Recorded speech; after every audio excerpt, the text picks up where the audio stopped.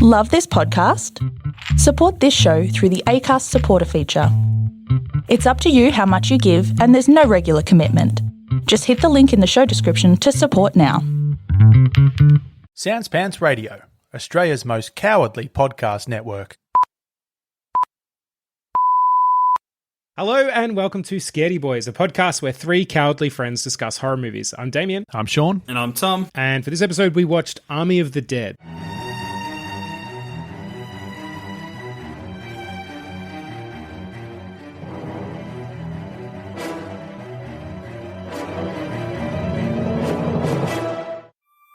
Army of the Dead is a 2021 zombie heist film directed by Zack Snyder.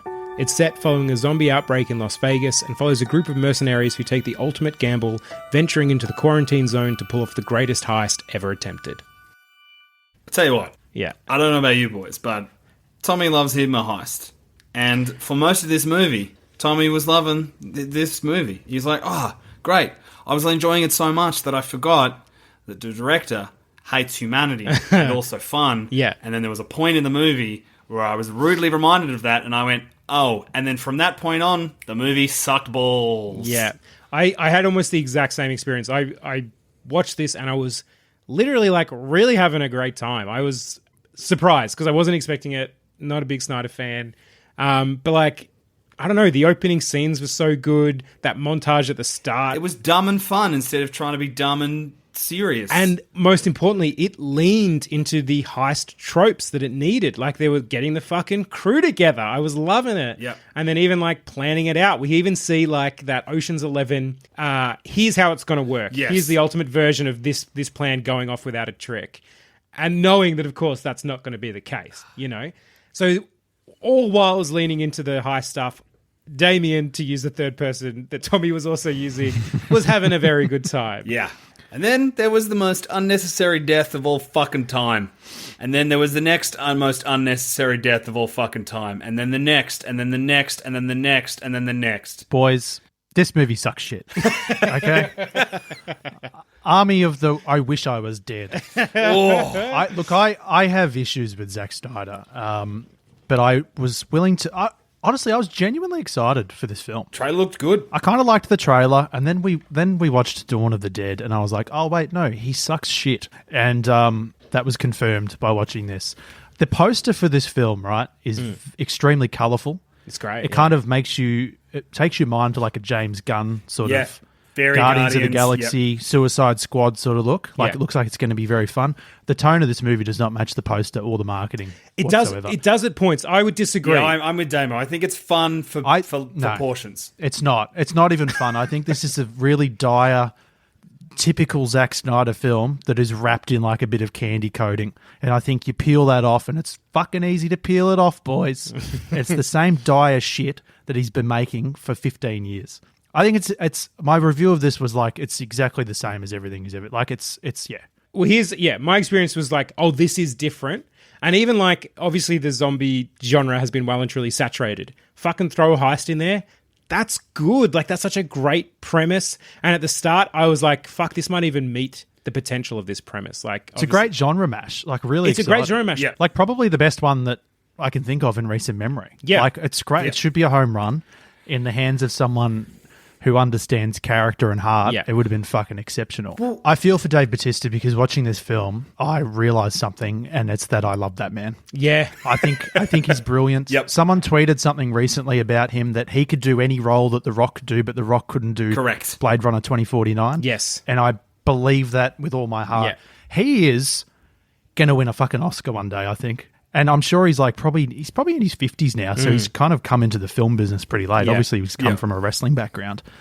He fucking gets it, man. Yeah. He's the best thing about this film. Yep. He's fucking brilliant. And I'll tell you, this is very biased of me because I wear glasses. So when I see my boy Dave rocking glasses in every fucking film he's doing lately, my heart sings. And he wears this thing that I want to get, actually. I've always wanted to like hang my glasses around my neck. When he did that to like work on something, I was like, oh, you're me. Yeah. You're me on screen. Yep, it's such a subtle character thing for him too. It's so good. It's so good. He did more for glasses in those 2 hours and 25 minutes. There then since glasses were invented and people could actually see for the first time. Yeah, fuck yeah. Yeah. If you're a fucking glasses company, get that man. Get him in every campaign you've got. I'll come to that company. Yeah. I think my greatest thing is that, as I said, I love a heist film. And there are, like, with a genre mash like this, I get that it's a zombie film and a horror film, and zombie films and horror films can have downer endings. The problem is, your heist, even if your heroes do not win the heist, there has to be something for them at the end. And I knew that there was a lot of people on the team, and I'm like, great, not everyone is going to survive, but there will be some. For every single person in the heist team to die, and the only person to live is the daughter who has to shoot her own dad in the head. That is a fucking garbage movie. That is a garbage plot point. That is not interesting. That is not exciting. That is not breaking any genre conventions, because the fuckhead did it in Dawn of the Dead already. Yes. It's just tedious. It's so like, they don't all have to live. Yep. You know what? I don't mind the German guy sacrificing his life for his mate. That's beautiful. Really nice. That's cool. That was nice. Dieter was my boy. He was my favorite character in this movie. Dieter was great. Dieter was so good. That actor, so I looked him up afterwards. He's massive in Germany. He's won a whole crazy bunch of awards. And of course he fucking has, because he stole the show. Batista was fucking amazing as well. I'm definitely not going to deny that. But Dieter was next in line for me, because I couldn't look away. He was funny at the right times. He was passionate at the right times. He got a hero's ending, which he fucking deserved. He was great. He's also ripped as fuck, too. He's bursting out of that polo shirt. But compared to the other dudes who are, like, jacked up to the nines, you're like, oh, okay, maybe you're the skinny dweeb, I guess, even though you're clearly buff as fuck. I'm a big fan of Garrett Dillahunt. Oh, me too, man. He's an underrated character actor. Yeah. And he's a sneaky fucking cunt in this, and he's good. It doesn't pay off, though. Like, that storyline is actually really frustrating. Yes. Because it's like, why do you need... Do you need the Queen's head specifically? Does it have to be her? Could it be anyone? Why do you have to do this whole ruse of the 200 million in the safe? When you just want a zombie's head to create your own zombie army. His bizarre. death is great, though, because it is so beautifully earned. In the entire time, he is complaining about this tiger, and then it fucking eats his head. Yes, yeah. It's so good. You want him punished because he sucks. Oh, yeah. He sucks huge, but, like, he almost sucks too much. And again, set him up. Yeah, he's a company man. He's clearly sus as fuck, whatever. The fact that he's gleeful about people dying, I wanted to fucking throw my glass at the screen. Like, because you don't need that. He can murder people because he's just doing his job. The fact that he's, like, laughing in their face, like, it's not believable. Like, Dillahunt's pulling it off as well as he can, but fuck, it made me angry. I'm like, that is such a stupid villain choice. That this guy's gleefully murdering people. He's not a psychopath or a sociopath. He's just a man who's, like, doing a job in getting the head and has to sacrifice other people. Yeah, I was livid. It was also annoying because as soon as he was coming along, you're like, okay, there's something bigger at play here. Sure. But because I think our boy Sonata, it's great to see him in a film. Just a severely underused character, just a shitty character. Yeah. He's the only guy who survives. He is the big piece of shit who orchestrates all of their problems, and he gets off scot-free. That's frustrating. But he already says there's $200 million in there. I've already been reimbursed that from the bank. So you're like, well, what's the point of this thing? Right. Then? So I wanted it to be for something bigger, or even it could have honestly been something very small in the safe. But for it to be, I just need a zombie's head. It could have got anyone. Didn't have to take a big team in there. It was just, I don't know. That was dumb. In fact, he could have just worked with the coyote, whatever her name is, to go in there. Yeah. Right. Like, she knows the layout. She's prepared to do it. They have a deal to offer her, unless it was that they need to get into the safe, and in the safe there is a something. Like there is a zombie in the safe. Yep. And if they go in there and get the thing out, fantastic. And then maybe Dillahunt's like, as insurance, I'm also going to take the Queen's head. I'm going to do. Sure. I was expecting no money. Like when the safe doors open, I was expecting there'd be something else in there, and then Garrett Dillahunt's thing was going to come to fruition. But it was just, I don't know. It built up to nothing, and there was no real character development whatsoever from really anyone. No, I don't know. And also, Zack Snyder, he's the cinematographer on this as well as the producer, director, writer.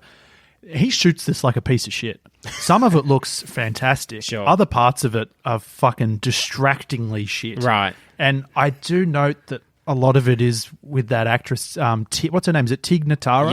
Yeah. Have I got that right? Yes. Now, obviously, I don't know if you guys know, but they brought her in to replace that fucking sex pest dickhead who they fired. Yep. So good choice to replace her. And she's very good. She's good, She's very good. but when you learn that she didn't act alongside anybody at all in the film, it's like, ugh, how much can you really do with her? Yeah. And also just, the way that he chose, like the way that I guess he had to shoot that stuff, it looked like a shitty film. I'm glad it didn't come out in the cinemas. It's a fucking TV movie. I tell you what, she's a great character, and it makes me think that rather than going to the Christy Elias of the world who always get that fucking character role, find people. Tig Notaro is perfect for that she's character. wonderful. Yeah, she's like great. Perfect. That whole pitch when they're pitching to her to get her into the thing. And she's like, so the whole thing is like, no, I'm in. It's like, don't you want to know? She's like, it's $2 million. Yeah. Like, I hate my life. That's so the early parts of the film are probably the strongest for me. I love that whole sequence of each person he goes to is offering a little bit less money, and they're all so enthusiastic, like fuck yeah, yeah. Oh, 250 grand, yeah. He's being offered 250 grand. I also thought that would happen, like that. What would happen is they would learn about everyone else's cuts. Yes, yeah, and then he would have to like convince them to like. Snyder is so stupid and a bad filmmaker that he does all these great things and then just doesn't do anything with them, and then has the audacity to have a shitty downer ending. I would just, on the record, would like to say on this podcast out loud so that everybody knows it, the contempt that he shows Maria Cruz's character in this is fucking gross. She is this capable, great person. I loved her kind of platonic, I thought, friendship with Batista, with Scott. They get there, they do the heist. Then they have a scene where she's like, I love you, remember? We should get back together. And it's like, where was this? Yeah. This is not... You did an entire montage introducing us to characters, one of whom you killed before we got to know her name or know her deal. And then you didn't show them being together. I just assumed they were platonic friends. But no, there was this whole like relationship subplot that comes up for 30 seconds, and then she's killed in the most horrific way for no fucking reason. Yep. Her death is so unwarranted. It's so shit, and Zack Snyder hates women. It doesn't propel the story. That's the problem with a lot of the deaths. Yep. It's weird to have such a big crew and then to basically kill them all within the space of about 10 minutes. Yeah, all of them. Bizarre. All of them. Even the first woman who dies. I found it funny that she wasn't bitten yet when they were like, she's gone, let's go. And they just chose to leave her. You're only about 20 meters away from her and you've got guns, which you're really good at using as seen throughout the film. They kind of just gave up on her. And also, she's an idiot too, because she's like, tells him to run away, but doesn't say, oh, by the way, that guy's a piece of shit. This fucking movie. Well, like, so the love scene between Batista and her, that was the point where I'm like, this is going shit now, because pretty much that wasn't needed. And then even like all the plot with his daughter, to be honest, wasn't even needed unless she was needed for the heist. Like, okay, fuck it, I'm worked up.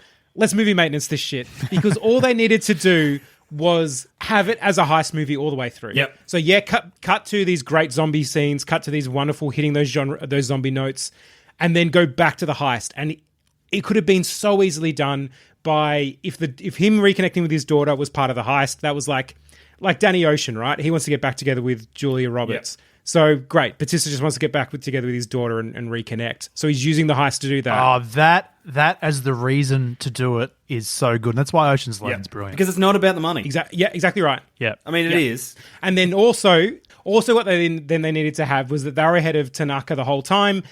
When things looked to be going shit, that was all part of the plan, like every fucking heist movie. And then come back, they had their own secret plan all along. And then we get those smash cuts, those beautiful Ocean's 11 Soderbergh scenes of here's what really happened. And they get out of there with the fucking money. Dillahunt cops it. Fucking Tanaka cops it somehow because it's mad that he didn't. And again, have some fucking hope in a movie instead of like, hey, all the people I got you to like, guess what? They're all going to die one by one. It's kind of Rogue One in that sense. Yes. Yeah, where the heart just doesn't work because, I mean, guys, we've watched Dawn of the Dead and we saw how he butchered the ending of that. Like, what did we really expect him to do here? I know, but it started with so much potential, and for me at least, he was really hitting some great heist notes, and then some like, it was like heist, zombie. I'm like, great, now we're going to go back to heist, and I'm going to keep having fun. And then we never did, and then it fell into every zombie movie that ever existed, and I couldn't give a fuck at that point. Not to mention, it's 2 hours and 25 minutes as well. It's 40 minutes too long. For sure. And I mean, the extended beginning of it is too long and the ending is pointless as well. Did this whole thing need to begin because of someone getting a blowjob in the car? That's what caused this entire thing. Yeah, Can I just say, I fucking loved it. I loved at the end of You would, you horny little fuck. Kind. The end of Mankind was to a car job blow. Yeah. A car job blow. Yeah, a car job. Car head job. Well, I did read that so Snyder actually conceived of this story while making Dawn of the Dead. Like, he's been brewing on this for a while. And like I said, like at the start, I had read that fact. I'm like, and it shows this is something like Snyder's not known for his good story chops. That's never been his strengths. But it started off like, oh, okay, maybe this is going to go in a good direction. And yeah, to me, as soon as we hit that love note, I was like, fuck, yeah, all right, we're done. Walk away. Like, you can even have a simple, like, just another way you can even just make the daughter stuff interesting is that he's like, well, she works at a volunteer place. I'll use her to get in. Yeah. So he's going to his daughter and being like, hey, I want to reconnect. And then it's like, actually, I'm just doing this for a job. And she's like, you piece of shit. Of course you are. Yeah. And then as they're going into the job, she finds out that someone's tried to go in. So she goes in looking for them. So then it's like, he's like, I've got to choose between the job and finding my daughter in the quarantine zone. I can't do both. And then, of course, he chooses his daughter over the money. Yeah. Of course he does. Like, do that instead. But just him holding it, like, and also, like, she's like, you know, he's like, okay, it's not $5 million, but it's enough to get you started. No, it's fucking not. I know how capitalism works. That bundle of money is not enough to do jack shit. Yeah, not in this country, dude. Again, beautiful use of Richard Cheese, though. Yeah. Oh, No, the Tom, cheese that man, money yeah. is enough to get the kids out of the camp. That's the basic idea. What do you guys think of the ending? It sucked. I hated it. I hated it. Yeah. I fucking hated How it. do you walk out of that situation without like radiation poisoning? Right. Well, I think it didn't matter because he was already a zombie. He's zombified already anyway. Yeah. But also, I love that Batista turns into a zombie within the space of the helicopter crashing. Right. Vanderho is in the bottom of a vault. Yeah. He's been bitten by a zombie in a fight earlier. He comes out of the vault. He goes to... Sorry, is that the implication that he's a zombie? Oh, 100%. Yeah. He had a big old chomp on the arm. Yeah, no, but I took it as a fake out. It looked like it didn't break skin. So I thought they were giving him all the symptoms of being ill, and then it was just like a bit of a wink at the audience. No, because that's why he says fuck, and then it ends. Because he's... It is 100% a setup to a sequel. They're going to Mexico City. Yeah. He's infected. That's the sequel. But he's been infected for ages then. Like, shouldn't it be a quick process? It's the classic, the timeline of a zombie transformation is only predicated on what's necessary for the story. Exactly right. Yeah. It's It's a story time. It's like a bomb that blows up in 30 seconds but actually takes 5 minutes. Like, it's that trope. It's pathetic, as is all the fan theories now about the time loop thing. Have you seen this? No, I haven't seen this. That is so dumb. Is that actually a thing that's going to be in the movie? Explain this. So you've got the to me. time loop speech that what's the character's name? Is it Vanderho. Yeah, Van makes. Oh, and basically yeah. because there's skeletons that one of them's wearing the necklace that one of the other that Cruz is wearing. Yeah. So all the fans are all frothing over this time loop theory that it's actually real. Shit. They're repeating the heist again and again. And Snyder has, of course, fanned the flames of Because it. that's what he does. Yeah. But you go back to an earlier quote where he talked about with the costume designer, and she was like, "Oh, how should we dress them?" And he just offhand was like, "Oh, make them wear the same thing." And she's like, "How? Why?" And he goes, "Whatever." Like, it's just a joke to him. Yeah. And now all his fans are going to froth over it, and they'll work that time loop into the fucking sequel. You Fuck. watch. Well, no, here's the thing. I would be interested in that movie. I would be interested in a zombie heist Edge of Tomorrow movie. A heist that fucking repeats infinitely, and you don't, like, that is good shit, but give it to somebody else to make, for the love of fuck. It's wasted on him. Yeah. Like, honestly. That is a movie I would watch the ever-loving fuck out of. A time loop zombie heist. Oh my god. But that is not this movie. It is not the sequel to this movie. I love it. He's like, I know exactly what I'm doing for the sequel. With what character? The only person who's alive is the daughter. Yeah, his words was, "I know exactly where this story goes," and I'm just thinking, what is the story, mate? Yeah. Because Everyone else died in the helicopter crash. Yeah. Gita's dead, right? Yep. Tig Notaro's dead. Yeah. The only person who lives is the daughter. Gita had to survive. Yes. Like, we'll cover this with me. Did they act wisely? Exactly right. Yeah. Well, let's jump ahead then. So, were we scared first of all? No. There's one moment of great tension, and that is the glow stick sequence. Really, really cool shit. Yeah. But that's it. It's not a scary film. I was entertained for large parts of it until it shit its pants huge. I wasn't scared. But yeah, it wasn't scary. At best, I think I was tense for a few moments. But really, like in the first half, I was having fun, so that was sort of somewhat mitigated. And in the second half, I was not having fun, so it was severely mitigated because I didn't care anymore.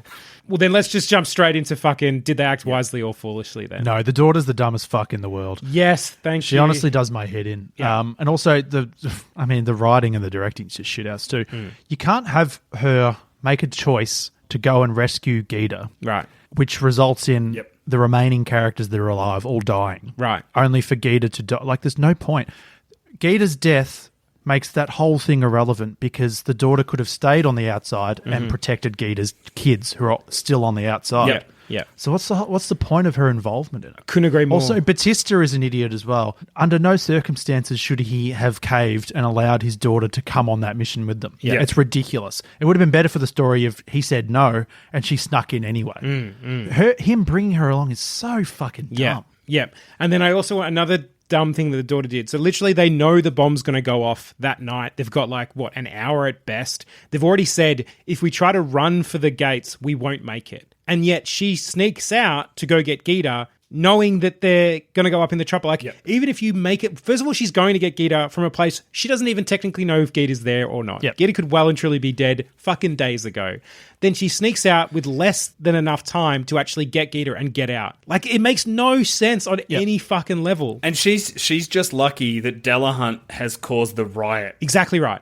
It is pure luck. Oh, no, sorry. We're talking about Cody's like, we missed the best part of the movie, boys. Okay. Two things. One, baby zombie. Oh, Ugh. does Snyder love a baby zombie or what? Like, is that his... Why did we need to see that fucking blue fetus? Two, have you read all the things where it's like they look like robots? Yes. Because some of them look like robots. Yeah, I caught that. There was a few times they'll get shot in the face and there'll be like a spark of blue or something like that. Yeah. Yep. What's that about? Like a Terminator, but sometimes there's just blood. What's the deal with that? Sean, great question. What a fuckhead. He is a stain on cinema. I fully respect that he has... There are a lot of people that really enjoy his films, and there'll be people that enjoy Army of the Dead. I don't know if I've made this clear. It's not for me. Yeah. Nothing he does is. I can't stand what he does. Look, Seems like a good guy, though. Yeah. I'll give him that.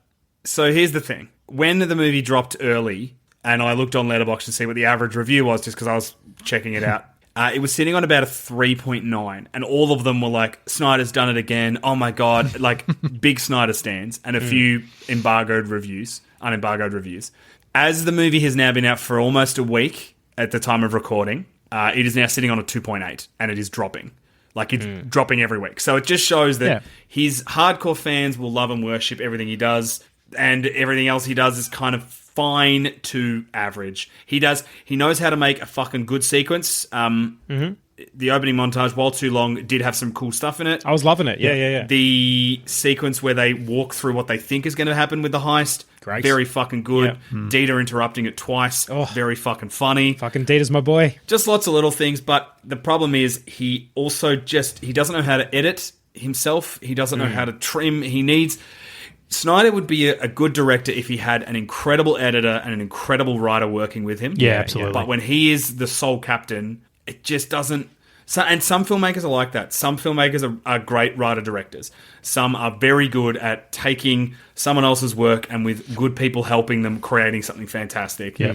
And this movie could have been Ocean 11's with Zombie. Yeah. And instead, it is Ocean 11 with zombies. It's Ocean's 12 with zombies. Hey, Ocean's 12 holds up. Sean. When was the last time you watched it? Very When was the last time you recently. watched Last year. It's a piece of shit. Fuck you. Yeah, and I love the first one. Love it, and the third one's not bad. Pretty good. Tom, on your thing about the fanboys of Snyder, I don't understand that mentality. Like, I love Christopher Nolan films. I think he's a great filmmaker. But I watch something like Tenet and I go, that's a piece of shit. I don't feel the need to passionately defend him. I'm gaining nothing from that. You don't have to love every single thing that an artist makes. You can pick and choose. It's not about Zack Snyder. I guarantee you. There are a lot of fans of his who I think genuinely love his work, and they're not often the most aggro fans. For a lot of Good on them. Snyder fans and Release the Snyder Cuts, it's a lot of that red pill, incel, fucking weird MRA weirdos who see Snyder as doing movies that don't pander to...